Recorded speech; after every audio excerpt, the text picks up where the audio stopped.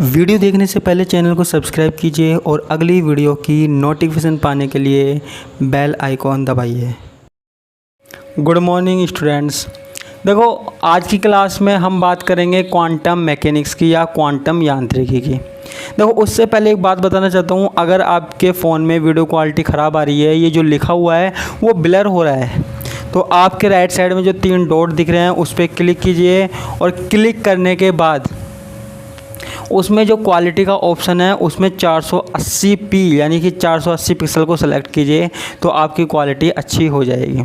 ठीक है, तो हम बात करते हैं क्वांटम मैकेनिक्स। देखो, ये क्या है? ये देखो, वैसे तो फिजिक्स की ब्रांच है लेकिन हम केमिस्ट्री में पढ़ रहे हैं, इसलिए हम इसको किस में पढ़ रहे हैं? फिजिकल केमिस्ट्री में। फिजिकल केमिस्ट्री में पढ़ रहे हैं क्वांटम मैकेनिक्स को। क्वांटम यानी कि क्वांटा से बना हुआ है। क्वांटा जो एक प्रकार के पार्टिकल होते हैं। मैकेनिक्स यानी कि मशीन से संबंधित है, यानी कि हमको क्या पढ़ना है? जो क्वांटा होते हैं, जो क्वांटा होते हैं उनकी मैकेनिक्स के बारे में पढ़ना है, यानी कि वो कैसे काम करते हैं, किस तरीके से काम करते हैं, या फिर प्रकाश किस तरीके से काम करता है, वो हमको पढ़ना है। देखो, सीधा टॉपिक पे आते हैं, ज़्यादा घुमाऊंगा नहीं। तो जो हमारे पास पहला टॉपिक है वो है black body. Black body radiation क्या है? ब्लैक बॉडी रेडिएशन, या फिर इसको क्या बोलते हैं, हिंदी में भी लिख देता हूँ मैं आपकी सुविधा के लिए, कृष्णिका विकिरण। क्या बोलते हैं? कृष्णिका विकिरण। अब देखो, ये होती क्या है? क्या ये को समझ में नहीं आती, लेकिन यहाँ पे मैं डिटेल से बताऊँगा, इसलिए ध्यान से सुनना। कृष्णिका होती क्या है? देखो, सबसे पहली बात किसी पदार्थ की करते हैं। कोई पदार्थ, जैसे कोई मेटल ले लिया हमने, कोई ठोस ले लिया। अब देखो, अगर हम इस पदार्थ पे कोई किरण आपतित करें, कोई किरण क्या है? डालें। अब देखो, होता क्या है, जब कोई किरण किसी पदार्थ पे डाली जाती है तो 3 काम हो सकते हैं। कौन कौन से? एक तो या तो ये होगा कि ये जो पदार्थ है वो इन किरणों को क्या कर लेगा? अवशोषित कर लेगा, एब्जॉर्ब कर लेगा। एब्जॉर्ब कर लेगा, अवशोषित कर लेगा, यानी कि अपने में ग्रहण कर लेगा। या फिर क्या होगा? या फिर ये किरणों को क्या करेगा? रिफ्लेक्ट कर देगा। रिफ्लेक्ट कर देगा, परावर्तित कर देगा, यानी कि किरण जहाँ से आई है वहीं से पढ़ के लौट जाएगी। किरण जहाँ से आई है वहीं से पढ़ के लौट जाएगी।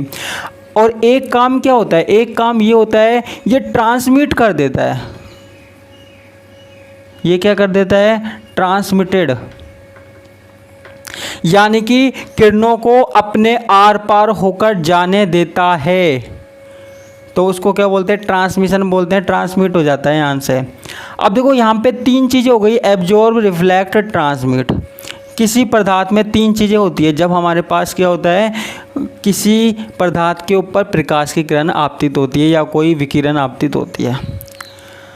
ठीक है, अब देखो, हमारे पास किसी पदार्थ का रंग क्यों दिखाई देता है? किसी पदार्थ का रंग क्यों दिखाई देता है? वो इसलिए दिखाई देता है कि उस पे प्रकाश की किरण पड़ी और किसी विशेष प्रकार के रंग की प्रकाश की किरण जो है वो वापस लौट कर आई, यानी कि परावर्तित हो गई। यानी कि क्या हुआ? परावर्तित हो गई। जैसे हमारे पास यहाँ देखिए, कोई हरे पत्ते हैं, पेड़ पौधे हैं, पेड़ पौधों में जो पत्तियों का कलर है वो हरा क्यों दिखाई देता है? पेड़ पौधों में पत्तियों का कलर हरा क्यों दिखाई देता है? क्योंकि यहाँ पे जो सूरज के प्रकाश की किरण आ रही है, आपको पता है सूरज की प्रकाश की किरण सफ़ेद है, वो आ रही है, तो हरे रंग की किरण ही वापस लौट के जा रही है जो हमारी आँखों तक आ रही है। तो हमें वो जो पत्तियाँ हैं वो कैसे रंग की दिखाई दे रही है? वो हरे रंग की दिखाई दे रही है। ठीक है, अब हम बात कर रहे हैं ब्लैक बॉडी रेडिएशन की। देखो, बिल्कुल सिंपल तरीके से बताऊंगा। सबसे पहली बात कर रहा हूँ ब्लैक बॉडी की। ब्लैक बॉडी क्या होती है? ब्लैक बॉडी क्या है? हमारे पास ब्लैक बॉडी का मतलब है कोई खोखला गोला।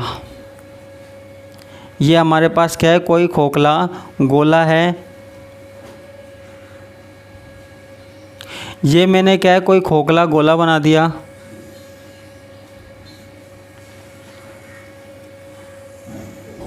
अब देखो, यहाँ पे इसकी अंदर की जो पूरी की पूरी सतह है ना, पूरी की पूरी सतह है, सरफेस है, वो क्या है? बिल्कुल ब्लैक है, बिल्कुल काली है, बिल्कुल काली है।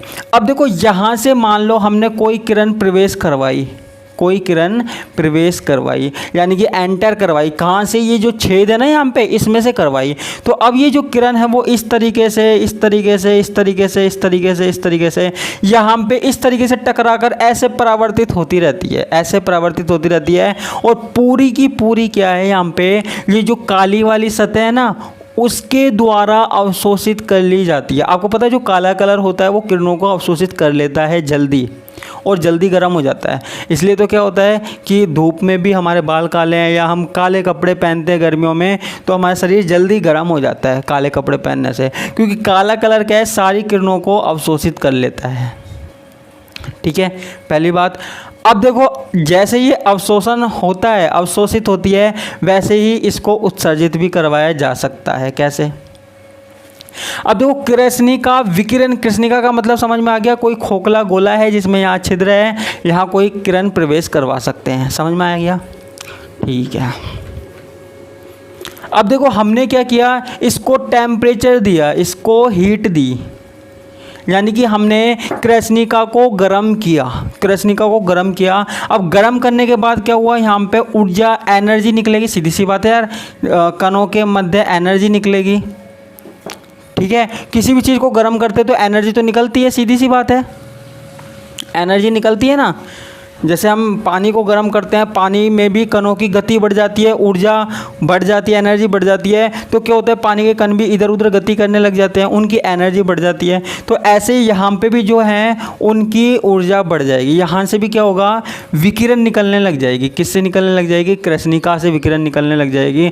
और फिर अगर कोई विकिरण यहाँ से यहाँ बाहर निकल जाती है, यहाँ से यहाँ बाहर निकल जाती है, तो उसको ही हम कह रहे हैं कृष्णिका विकिरण। क्या कह रहे हैं बच्चों? कृष्णिका विकिरण या ब्लैक बॉडी रेडिएशन। ठीक है, किसी कृष्णिका को गर्म करने पर, ताप देने पर, टेम्परेचर देने पर जब हमारे पास कोई किरण इस तरीके से बाहर निकलती है तो उसको हम क्या कहते हैं? कृष्णिका विकिरण कहते हैं। आप इसको सीधा का सीधा ऐसे भी लिख सकते हैं। ठीक है, तो ये कोई एक इस तरीके का कोई पिंड होता नहीं है, लेकिन ये क्या है, एक तरीके का काल्पनिक पिंड है। ये एक तरीके का काल्पनिक पिंड है। तो ये हमारे पास क्या हो गया? कृष्णिका विकिरण हो गया। ठीक है, समझ में आया? डायग्राम बना सकते हो। एक हमारे पास क्या है? ऊर्जा स्पेक्ट्रम। ऊर्जा स्पेक्ट्रम, हमको कृष्णिका विकिरण के ऊर्जा की बात करनी है कि ऊर्जा किस प्रकार होती है इसमें, तो उसकी हम बात करनी है। देखो, इसको भी ध्यान से देखना। हमारे पास क्या है? हमारे पास देखो दो चीज़ें हैं। एक तो हमारे पास क्या है? Energy E. ठीक है, और एक है हमारे पास क्या? लैम्बडा, यानी कि तरंग दैर्ध्य। ई और लैम्बडा तरंग दैर्ध्य। अब देखो यहाँ पे होता क्या है, यहाँ पे होता क्या है, मान लो हमारे पास कोई पदार्थ है, ध्यान से सुनना, मान लो हमारे पास कोई पदार्थ है, मैंने उस पदार्थ को क्या है? गर्म किया। मैंने उस पदार्थ को गर्म किया, तो गर्म करने पे आपको पता है क्या होगी? ऊर्जा बढ़ेगी।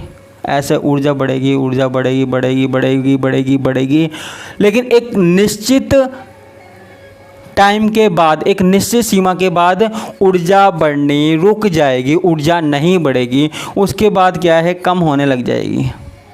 उसके बाद क्या है? कम होने लग जाएगी। आपको पता है जैसे लोहे को गर्म करते हैं, पहले तो वो नीला होता है, लाल होता है, क्योंकि उसमें एनर्जी बढ़ने लग जाती है, बहुत ज़्यादा गर्म होता है, लेकिन एक निश्चित समय के बाद वो गर्म होना बंद हो जाता है, उसमें जो ऊर्जा है वो बंद हो जाती है।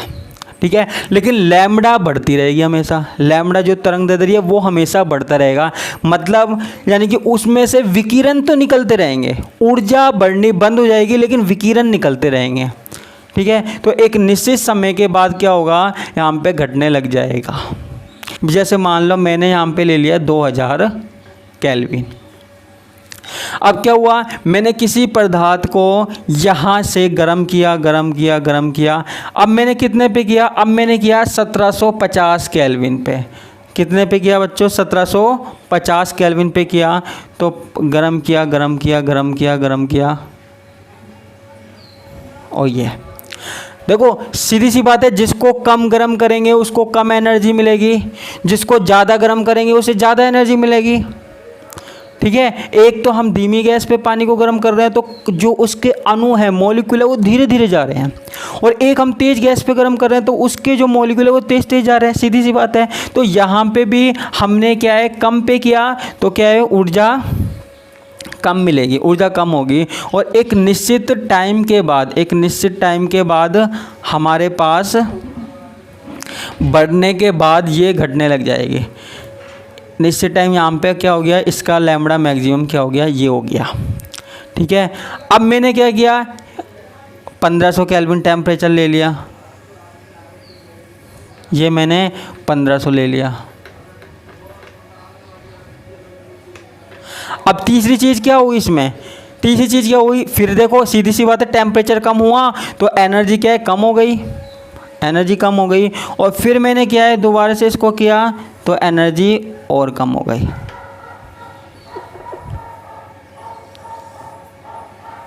एनर्जी और कम हो गई। कितने पे किया मैंने, जैसे इसको कर दिया 1000 केल्विन पे। ठीक है। अब देखो इस ग्राफ से हमको क्या क्या बातें पता लग रही है। एक बात तो ये पता लग रही है, जो ये ग्राफ होता है वो सतत होता है, लगातार होता है, यानी कि पहले ऊर्जा बढ़ेगी और फिर घटेगी, ये होगा किसी भी पदार्थ के लिए।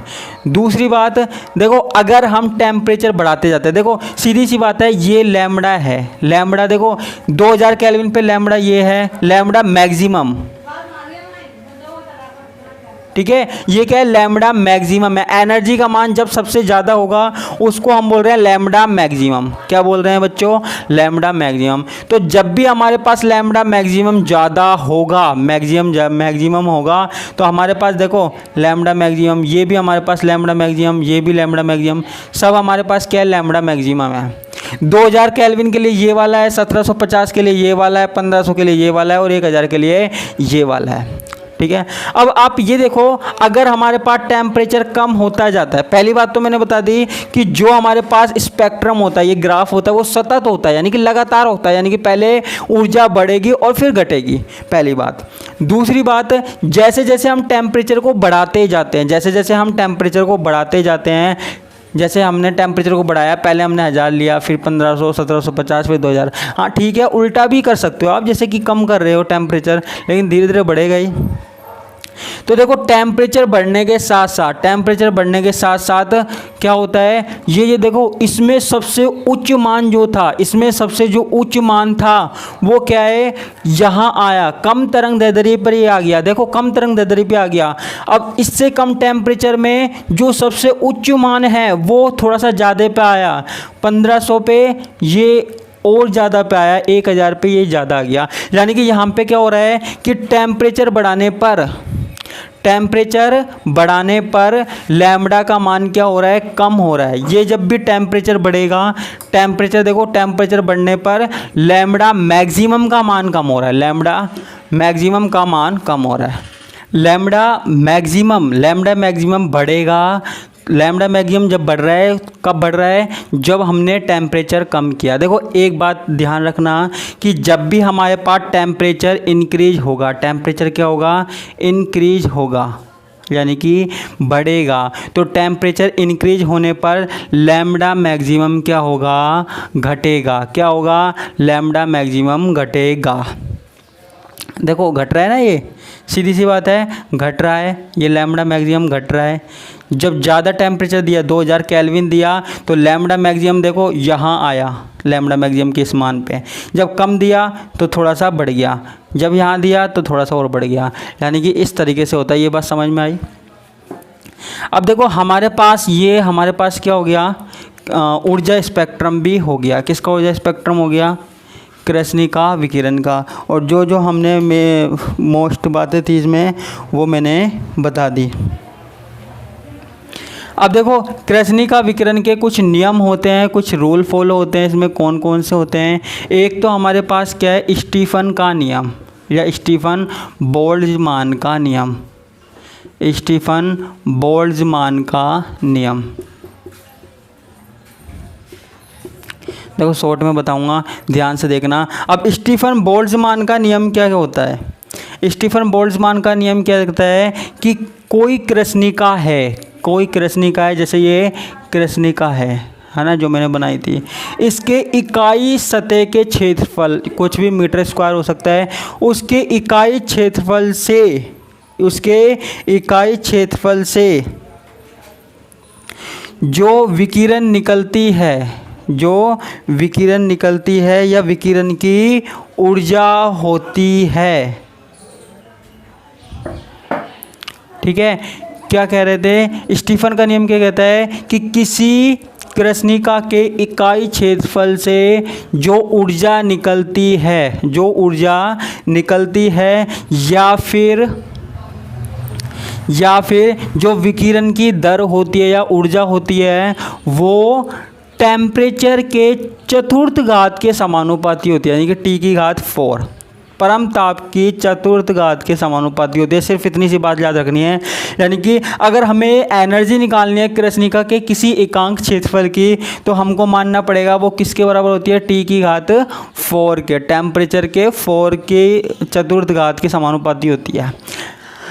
अब समानुपाती का चिन्ह हटाएंगे तो ये क्या हो जाएगा, E बराबर सिग्मा T4 हो गया। सिग्मा को ही हम क्या बोल रहे हैं, स्टीफन नियतांक बोल रहे हैं। क्या बोल रहे हैं बच्चों, स्टीफन नियतांक बोल रहे हैं।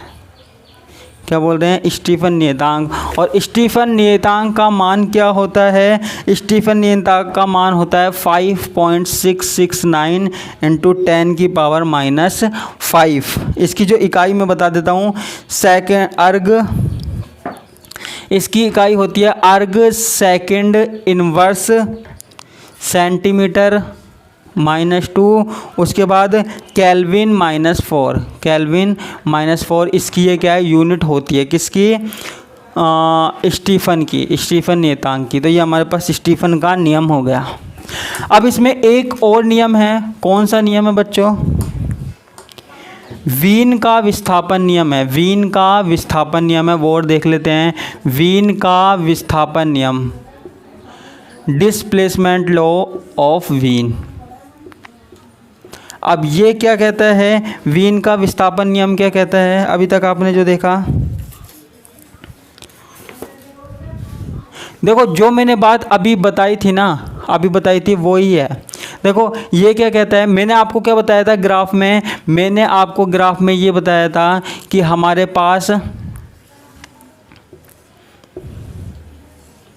अगर टेम्परेचर बढ़ता जा रहा है तो लैम्बडा की वैल्यू क्या होगी, यहाँ से यहाँ घटेगी। लैम्बडा की वैल्यू क्या होगी, घटेगी। या उल्टा भी बोल सकते हैं, टेम्परेचर अगर घटा रहे हैं तो लैम्बडा की वैल्यू क्या होगी, लैम्बडा की वैल्यू बढ़ेगी।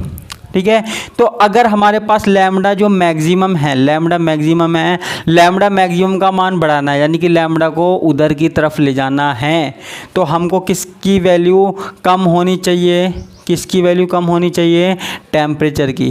तो लैम्बडा मैक्सिमम क्या होता है, 1/T, यानी कि जो हमारे पास तरंग दैर्ध्य होती है वो परम ताप के व्युत्क्रमानुपाती होती है, यानी कि टेम्परेचर बढ़ाते जाओ और ये जो ग्राफ का सबसे ऊपर वाला सिरा है ना, इसको इधर खिसकाते जाओ, टेम्परेचर बढ़ाते जाओ और सबसे ऊपर वाला ग्राफ इधर खिसकाते जाओ। ये जो था हमारे पास 2000, 1750, 1500, यानी कि इधर खिसकता जाएगा और हमारे पास क्या होता जाएगा, लैम्बडा मैक्सिमम का मान कम होता जाएगा, टेम्परेचर बढ़ता जाएगा। तो ये हमारे पास क्या हो गया, वीन का विस्थापन नियम हो गया। अगर हम इसको यहाँ लिख ले लैम्बडा मैक्सिमम, इसके समानुपाती के चिन्ह को मैंने हटा दिया, तो समानुपाती की जगह मैंने क्या लगा दिया, b 1/T, और t को भी मैं इधर ले गया, तो लैम्बडा मैक्सिमम और t को ले जाएंगे तो यहाँ पे क्या हो जाएगा, t और बराबर b, ये हो गया। तो ये हमारे, इसको चाहे ऐसे लिख दो सीधा, कोई दिक्कत नहीं है। तो ये हमारे पास क्या हो गया, वीन का विस्थापन नियम हो गया। ये जो b है वो क्या है, वीन नियतांक है, वीन कांस्टेंट है बच्चों, वीन नियतांक है। तो इस प्रकार हमने ये वीन का नियतांक बता दिया। ठीक है, तो ये हमारे पास क्या हो गया, कृष्णिका विकिरण हो गया। इससे आगे की बात हम कल करेंगे। ओके, धन्यवाद।